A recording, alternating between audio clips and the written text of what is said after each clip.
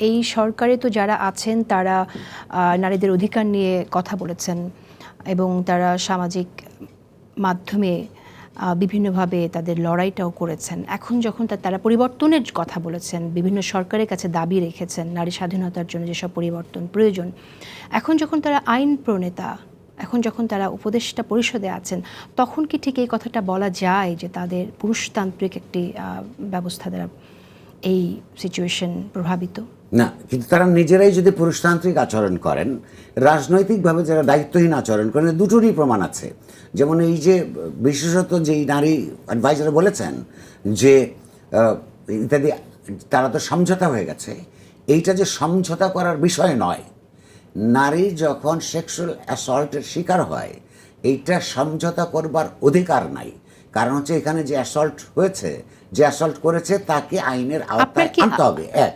এইটাকে যারা হচ্ছে নরমভাবে দেখে, সে নিজেই তো পুরুষতান্ত্রিক চিন্তার দ্বারা আপনার আসক্ত কিংবা তার শাসনাধীন।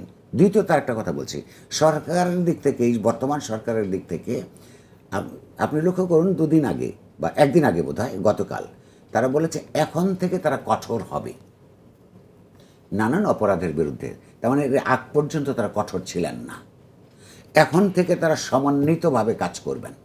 তার মানে এর আগ পর্যন্ত তারা সমন্বিতভাবে কাজ করেন নাই। এটা তাদেরই স্বীকারোক্তি, আমি ধন্যবাদ জানাই তাদেরকে যারা এই স্বীকারোক্তিটা দিয়েছেন। কিন্তু প্রশ্নটা হচ্ছে যে তাদের আচরণের আগেও আমি পাবলিকলি বলেছি, লিখেছিও আমরা কাগজের মধ্যে, যে এই সরকারের আচরণটা হচ্ছে খুবই একটা সুবিধাবাদী আচরণ, খুব একটা সেফ গেম খেলার আচরণ।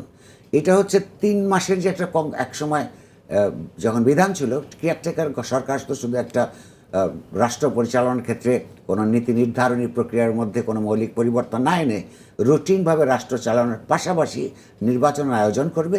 তারা যেমন কারোর সবার প্রতি একটা নিরপেক্ষ আচরণ করতেন রাজনৈতিক শক্তিসমূহের মধ্যে, বড় ধরনের সিদ্ধান্ত নিয়ে কোনো তথাকথিত বদনামের কলঙ্ক তাদের গায়ে যাতে না লাগে, যেরকম আচরণ করতেন এই সরকার, যদিও তারা কতদিন ক্ষমতায় থাকতে চান, ইতিমধ্যে 7 মাস হয়ে গেছে, সেইটা পরিষ্কার করে এখনও বলেন না। অথচ তারা একটা স্বল্পকালীন তত্ত্বাবধায়ক সরকারের মতন সুবিধাবাদী আচরণ করছেন। তারা সমন্বিতভাবে কাজ করেন না, তারা কঠোর অবস্থান নিতে পারেন না। রাষ্ট্র যদি অন্যায় করে কোনো নাগরিক কিংবা কোনো নাগরিকের বিরুদ্ধে যদি অন্যায় সম্পাদিত হয়, তার ব্যাপারে আইনানুগ ব্যবস্থা নেওয়ার ক্ষেত্রে কঠোর কিংবা কোমলতার ব্যাপার